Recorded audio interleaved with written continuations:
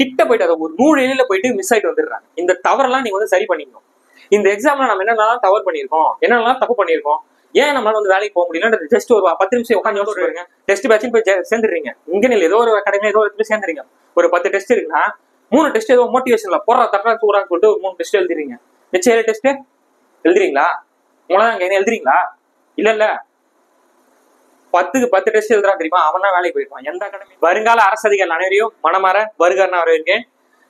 எல்லாரும் நவம்பர் 15ஆம் தேதியா உங்க கேலண்டர் குறிச்சு வச்சுக்கோங்க.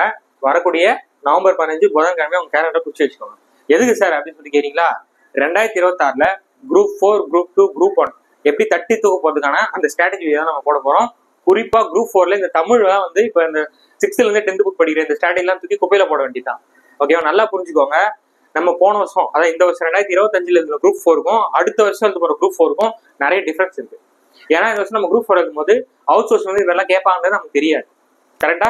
அந்த மாதிரி ஆனுவல் பிளானை விடுறதுக்கு முன்னாடி தமிழ்ல சில சேஞ்சஸ் நடக்கிறதுக்கு வாய்ப்புகள் இருக்கு. எப்படி தமிழ்ல சில சேஞ்சஸ் நடக்க வாய்ப்பு இருக்கான்னு கேட்டா இருக்கு. ஸோ தமிழ் வந்து ஆல்ரெடி அவுட் சோர்ஸ் புக்கும் நம்ம எடுத்து வச்சிருக்கோம். ஸோ ஆனுவல் பிளான் வரைக்கும் கொஞ்சம் வெயிட் பண்ணுவோம்.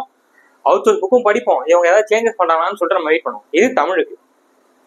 மேக்ஸ், ஜிஎஸ் இது என்ன சார் நான் பண்றது அப்படின்னு சொல்லி கேட்டீங்க அப்படின்னா, மேக்ஸை பொறுத்த வரைக்கும் இப்ப ஒரு சில கொஸ்டின்ஸ்ல இப்ப அந்த சர்வேயர் கொஸ்டின் தான் இருக்கும். அந்த இது மாதிரி கேட்டு சர்வேயர் கொஸ்டின் மாதிரி ஒரு டயக்ராம் கொடுத்துட்டு கேட்டிருந்தாங்க. 8th கொடுக்குறதுன்னு சொல்லிட்டு நீங்களா சொல்லியிருந்தீங்க. கரெக்டா?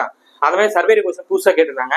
இப்போ குரூப் 2ல பாத்தீங்க அப்படின்னா ஒரு கொஸ்டின் வந்து பேங்கிங்ல இருந்து ஒன்று கேட்டிருக்காங்க, ஒரு கொஸ்டின் எஸ்எஸ்ல இருந்து ஒரு கொஸ்டின் கேட்டிருக்காங்க. அதாவது கொஞ்சம் வந்து வெளியில போறாங்க. ஸோ அப்போ நம்ம ரீசனிங் வந்து எதை பார்க்கணும் அப்படின்னா RSR புக்கை வந்து நம்ம படிக்க வேண்டியது அவசியமா இருக்கு. அப்போதான் மேக்ஸ்ல 25 தட்டி தூக்க முடியும். அதுக்கான கிளாஸ் நம்ம போட தான் போறோம். ஓகேவா? அதாங்க நவம்பர் 15ஆம் தேதியிலிருந்து ஸ்ட்ராட்டஜிக்கு ஸ்ட்ராட்டஜி, பிளானருக்கு பிளானரு, ஸ்டடி பிளானு, வீடியோஸ் சொல்லிட்டு எல்லாமே நமக்கு கண்டினியூ வந்துட்டே தான் இருக்கும். ஆனுவல் பிளான் வரைக்கும் இந்த தமிழுக்கு மட்டும் கொஞ்சம் ஹோல்ட் பண்ணி வைப்போம். ஏன்னா இந்த கலை சொற்கள், பிறமொழி சொற்கள் அவங்களுக்கும் ஒன்றும் புரிய மாட்டேங்குது. ஏதாவது கேட்டுட்டு இருக்காங்க. அதாவது சிலபஸ் இதா இருக்கும். அந்த கொஸ்டின்ஸோட அந்த கவுண்ட் வந்து மாற்றத்துக்கு வாய்ப்புகள் இருக்கு அப்படின்னு நான் கெஸ் பண்றது. என்னோட சஜஷன் தான். யாரும் எதுவும் அஃபிஷியலா சொல்லல. மாற்றங்கள் ஏற்பட வாய்ப்பு இருக்குன்னு நான் சொல்றேன். ஸோ அது நடக்குதுன்றதை வெயிட் பண்ணி பார்ப்போம். இது தமிழுக்கு. அப்ப ஜிஎஸ்க்கு நான் எப்படி சார் படிக்கிறது அப்படின்னு சொல்லி கேட்டீங்க அப்படின்னா, ஜிஎஸ் பொறுத்த வரைக்கும் 6th இருந்து 9th பார்ட் 1 அது ஒரு பகுதியை வச்சுப்போம். 10th புக்கு தனியா ஒரு பகுதியை வச்சுப்போம். 11th 12th இது ஒரு பகுதியை வச்சுப்போம். இப்போ 6th 9th பாத்தீங்கன்னா இன்ஃபர்மேஷன் ரொம்ப கம்மியா தான் இருக்கும். ஆனா மைனூட்டான விஷயங்கள், இந்த பாக்ஸ் கொஸ்டின்ஸ்லாம் நிறைய கொஸ்டின்ஸ் வந்து கேட்டுட்டே இருப்பாங்க. அது அங்க இருக்கு. 10th இருந்து நிறைய கொஸ்டின் கேட்பாங்க. அது உங்களுக்கே தெரியும். அது ஒரு பகுதி. இந்த 11th 12th பாத்தீங்கன்னா நிறைய கதையா இருக்கும். நமக்கு அந்த கதைலாம் தேவையில்லை. 11th 12th அதாவது 11th 12th புக் வந்து டிஎன்பிசிக்காக உருவாக்குனாங்க கிடையாது, ஸ்டூடெண்ட்ஸ்க்காக உருவாக்குனாங்க. அப்ப நம்ம சிலபஸ் ஒட்டி அதுல என்ன இருக்கோ அதை மட்டும் தான் நம்ம எடுக்க போறோம். ஓகே, கிரிப்ஸியா அதை நம்ம தூக்குவோம். அதை தாண்டி சிலபஸ் ஒட்டி இப்ப வெளியில இருந்தா கொஸ்டின் கேட்கறாங்க. சரியா? வெளியில இருந்தா கொஸ்டின் கேட்கறாங்க, அதையும் படிக்கணும். மொத்தம் 4, 6th to 9th, 10th, 11th 12th out source book. உதாரணத்துக்கு எந்த புக் சொல்லலாம் அப்படின்னா, தற்கால தமிழகத்தின் வரலாறு வெங்கடேசன் அவர்கள் எழுதிய அந்த புத்தகத்துக்கு கொஸ்டின் கேட்கறாங்க. அப்ப நான் அந்த புக் நம்ம படிக்கணுமா இல்லையா? ஸோ அது சம்பந்தப்பட்ட வீடியோஸும் நம்ம போட தான் போறோம். ஸோ இது ஜிஎஸ்க்கு. ஸோ மேக்ஸுக்கு நான் சொல்லிட்டேன், RSR புக்கு ரீசனிங் படிச்சு தான் ஆகணும். ஏன்னா இப்போ ஒரு லெவல் இருக்கு. இதே லெவல் தான் வந்து அடுத்த எக்ஸாம்ல இருக்கான்னு கேட்டா கிடையாது. அதோட ஒரு படி மேல போய் தான் ஆகணும். வருஷம் அப்டேட் பண்ணிட்டே இருப்பாங்க. ஸோ இந்த லெவல் அப்படியே அந்த லெவலோட இருக்காது, கொஞ்சம் ஒரு படி மேல போவாங்க. அப்ப நம்ம என்ன பண்ணோம், நம்ம அப்டேட் பண்ணிக்கணும். அப்ப RSR புக்கும் நம்ம படிக்கணும். அதுல இருக்கிற கொஸ்டின்ஸும் நான் சால்வ் பண்றேன். நீங்களும் அதை படிக்கிற மனநிலைக்கு வாங்க. நம்ம அந்த சர்வேர் கொஸ்டின்லாம் இப்போ போட்டா நீங்க ஃபர்ஸ்ட் படிக்கவே மாட்டீங்க. இந்த கொஸ்டின்ஸ்லாம் வராதியான்னு சொல்லிட்டு என்னையே சொல்றீங்க. என்னன்னா என்ன இல்ல, யூடியூப்லயோ இந்த மாதிரி கிளாஸ் எடுக்கணும் வந்து பார்த்து இந்த கொஸ்டின்லாம் வராது சார் நீங்களா ஒரு முடிவுக்கு வந்துடுங்க. ஏன்னா நீங்களா டிஎன்பிசி கொஸ்டின் எடுக்கிற டீம்ல இருக்கீங்க, சொல்லுங்க. அப்போ ஒரு விஷயம் இந்த மாதிரி வரும் படிங்கன்னு சொல்லிட்டு சொன்னா அதை படிக்கணும். அதை விட்டுட்டு இதெல்லாம் வராது, இதெல்லாம் இதுக்கு நடத்திட்டு இருக்க டைம் வேஸ்டியான்னு சொல்லிட்டு நம்மளே விமர்சனம் பண்றீங்க. ஓகேவா? ஸோ RSR புக் சார்ந்து நான் வீடியோஸ் போட தான் போறேன். நீங்க படிக்கிற மைண்ட் செட்டு வாங்க. இந்த லெவல்ல இருந்து அடுத்த லெவல் அவங்க போவாங்க கண்டிப்பா. டிஎன்பிசி அது ஏதாவது நம்ம ரெடி பண்ணி தான் ஆகணும். இது ரீசனிங். அந்த மாதிரி ஜிஎஸ்க்கும் நான் சொல்லிட்டேன். ஸோ வெங்கடேசன் புத்தகமாக இருந்தால் நிறைய அவுட் சோர்ஸ் புக்ஸ் இருக்கு, அதையும் நம்ம அப்டேட் பண்ணி அதை சேர்த்து படிப்போம். தமிழை பொறுத்த வரைக்கும் என்னோட ஸ்டாண்ட் என்னன்னா, கொஞ்சம் வெயிட் பண்ணி பார்க்கலாம்னு தோணுது. ஆனுவல் பிளான் டிசம்பர்ல வரப்போன்னு நான் சொல்லிட்டேன். ஸோ கொஞ்சம் வெயிட் பண்ணி பார்ப்போம். சில சேஞ்சஸ்கள் நடக்கலாம். அந்த 7 யூனிட் அப்படிதாங்க இருக்கும். ஆனால் நம்பர் ஆஃப் கொஸ்டின்ஸோட கவுண்ட் மாறதுக்கு நிறைய வாய்ப்பு இருக்கு. ஏன்னா அவங்களுக்கே தெரிஞ்சிச்சு இந்த கலை சொற்கள், பிறமொழி சொற்கள் ஏதோ இடகுணமா இருக்கு, இதெல்லாம் சும்மா கேட்டுக்கிட்டு அப்படின்னு சொல்லிட்டு அதோட நம்பர்ஸ் ஏதாவது மாற்றுவாங்களா எதாவது வெயிட் பண்ணி பார்ப்போம். ஓகே, இது வந்துட்டு சார். இப்போ இன்னொரு பிரச்சனை என்னன்னா, நிறைய பேர் இன்னும் புலம்பிட்டே இருக்கீங்க. அது எனக்கு கண்கூடாவே தெரியுது. என்ன புலம்பல் அப்படின்னா, சார் நான் 210 215 எடுத்திருக்கேன், ஆனா வேலை கிடைக்கல, புக் எடுக்க கடுப்பா இருக்கு, டென்ஷனா இருக்கு, வெறுப்பா இருக்கு அப்படின்னு நீங்க சொல்லிட்டே இருக்கீங்க. சரி சொல்லிட்டு இருங்க. ரிசல்ட் வந்து கிட்டத்தட்ட ஒரு 10 நாளைக்கு மேலே ஆச்சு. கரெக்டா? எத்தனை நாளைக்கே சொல்லிட்டு இருக்க முடியும்? உங்களை தான் கேட்குறேன், எத்தனை நாளைக்கே சொல்லிட்டு இருக்க முடியும்? சரி கிடைக்கல, வேகன்சி இன்க்ரீஸ் பண்ண நம்ம வாய்ஸ் ரைஸ் பண்ணிட்டோம், பண்ணிதான் இருக்கும், போராட்டமும் பண்ண எவ்வளவு விஷயம் பண்ணிதான் இருக்கும். நடக்கலன்னா என்ன பண்ண முடியும்? கஷ்டப்பட்டு தான் எடுத்திருக்கோம். இன்னொரு 10 கொஸ்டின் போட்டா நம்ம வேலைக்கு போயிடலாமா? தொடர்ந்து நம்ம குரல் கொடுக்குதான் போறோம், வேகன்சி இன்க்ரீஸ் பண்ணுங்கன்னு சொல்லிட்டு. கிடைச்சிச்சுன்னா உள்ள போறோம், கிடைக்கலன்னா அடுத்த எக்ஸாம்ல கிளியர் பண்ணிட்டு போக வேண்டியதான். முக்காவாசி படிச்சாச்சு, எல்லாமே மைண்ட்ல ஏற்றி வச்சாச்சு. கரெக்டா? எல்லாமே படிச்சு மைண்ட்ல தானே வச்சிருக்கோம். ஒரு 10 கொஸ்டின் போட்டா வேலைக்கு போறோம். வேகன்சி இன்க்ரீஸ் பண்ணா நல்லது, இன்க்ரீஸ் பண்ணலன்னா என்ன பண்றது? அதையும் நம்ம பண்ணல. அக்செப்ட் ரியாலிட்டிக்கு என்னங்க பண்ண முடியும்? நம்ம குரல் தாங்க கொடுக்க முடியும், போராட்டம் தாங்க பண்ண முடியும். அவங்க காது குத்துக்கையெல்லாம் நம்ம என்ன பண்ண முடியும்? உங்களுக்கே தெரியும் நம்ம எவ்வளவு வாய்ஸ் கொடுக்குன்னு சொல்லிட்டு. நான் இல்லை, நிறைய பேர் பண்ணிட்டு தான் இருக்காங்க அந்த வேலையை. ஸோ அவங்க காது குத்துக்கையெல்லாம் என்னங்க பண்ண முடியும்? ஒரு 10 கொஸ்டின் எக்ஸ்ட்ரா போட்டா வேலைக்கு போயிடலாமா? ஸோ அதை புலம்பத்தை விட்டுட்டு அடுத்து நம்ம லைஃப் என்ன பண்ணலாம், அடுத்து நம்ம என்ன அப்டேட் பண்ணலான்றதை யோசிங்க. அடுத்த கட்ட நகரம் நோக்கி உங்க வாழ்க்கையை வந்து செலுத்துங்க. சரியா? 215 எடுத்துருக்கோம், இன்னொரு 10 கொஸ்டின் 15 கொஸ்டின் போட்டா வேலைக்கு போயிடலாமா? ஸ்டேட் லெவலே வேலைக்கு போகலாங்க. ஏங்க இந்த வருஷம் ஸ்டேட் லெவல் மார்க் எவ்வளோங்க? ஸ்டேட் லெவல் மார்க் எவ்வளோ? 260 250 தானே. ஸ்டேட் 2 250 தான். நீங்க 215 எடுத்திருக்கீங்க, ஒரு 10 கொஸ்டின் 15 சேர்த்து போட முடியாது நம்மளால. ஸோ இந்த நான் என்ன சொல்றேன்னா, தயவு செஞ்சு அந்த குழம்பத்தை எடுத்து வச்சிருங்க. சரியா? அதுக்கு நம்ம எதுவும் பண்ண முடியாது, நம்மளால எவ்வளவு பண்ண முடியாது நம்ம பண்ணிட்டு தான் இருக்கோம். ஸோ அந்த குழம்பத்தை கொஞ்சம் எடுத்து வச்சுட்டு கொஞ்சம் காம் ஆயிட்டு திரும்ப அந்த படிக்கிற அந்த இது வந்து வாங்க. இல்லையா எனக்கு டிஎன்பிசியே நம்பிக்கை இல்லையானா நான் சொல்லிட்டேன் ஆல்ரெடி, வேலைக்கு போயிட்டு எக்ஸ்பீரியன்ஸ் வந்து வேலைக்கு போயிட்டு படிங்க அப்படின்னு நான் சொல்லிட்டேன். இந்த விஷயம் நான் சொல்ல ஒரு நிமிஷம். இந்த எக்ஸ்பீரியன்ஸோட குறிப்பா இதை கவனிச்சுக்கோங்க. ஃபினான்ஷியலி உங்களை தான் ஃபேமிலி டிபெண்ட் பண்ணி இருக்குன்னா நீங்க வேலைக்கு போயிட்டு தாங்க படிக்கணும். நான் தெளிவா சொல்றேன், எக்ஸ்பீரியன்ஸ் ஸ்டூடெண்ட் ஃபினான்ஷியலி உங்களை தான் டிபெண்ட் பண்ணி இருக்குன்னா நீங்க வேலைக்கு போயிட்டு படிக்கிறது தான் சிறந்தது.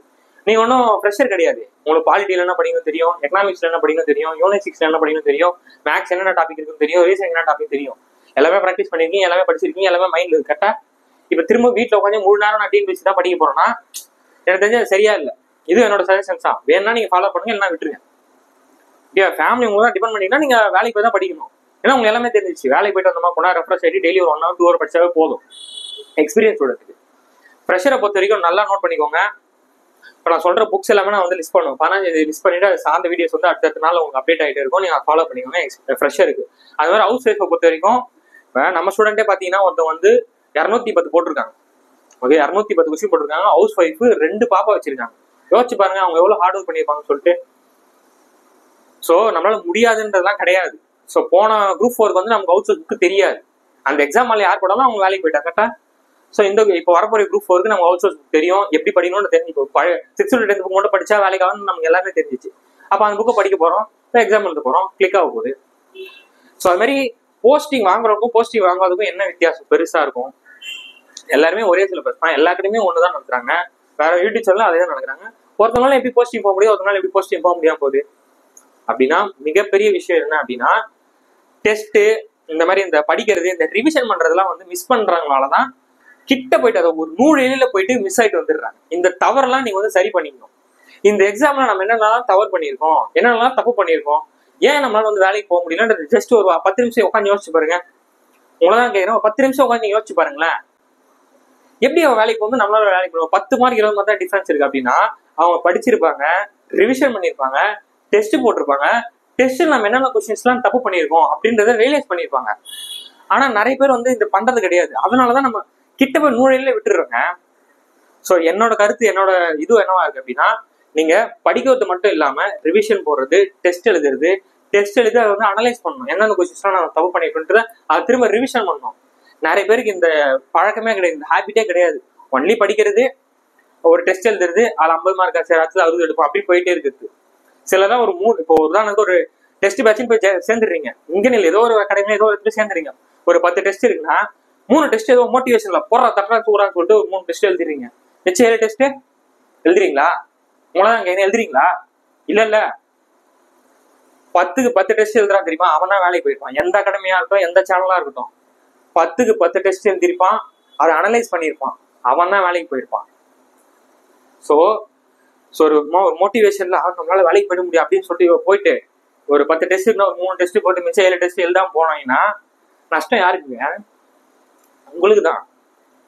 அதனாலதான் கிட்ட போயிட்டு நம்மளால தோத்துட்டு வெளியில வந்துடுறோம், அவன் ஜெயிச்சுட்டு போயிடுறான். இதை முதல்ல புரிஞ்சுக்கணும். நம்ம கிட்ட இருக்க தவறை வந்து நம்ம ஃபர்ஸ்ட் சரி பண்ணிக்கணும். சரியா?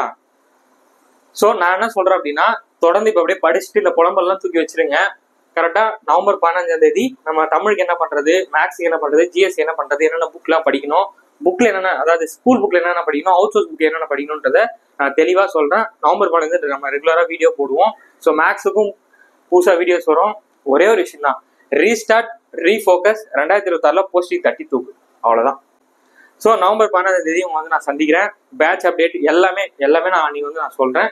ஸோ கொஞ்சம் பொறுமையா இருங்க. அதுக்குள்ள நீங்க படிக்க அப்படின்னு நம்ம சேனல்ல நிறைய வீடியோஸ் வந்து போட்டிருக்கோம். பிளேலிஸ்ட்ல எல்லாமே ரெடியா இருக்கு. மேக்ஸ் ரீசனிங்லாம் அதையும் அப்படியே பார்த்துக்கோங்க. எல்லாமே அப்டேட் பண்ணி தான் போட போறோம். அதை நவம்பர் 15ஆம் தேதி நான் சொல்றேன். ஓகே, ஸோ அடுத்த ஒரு வீடியோ சந்திப்போம். நன்றி, வணக்கம்.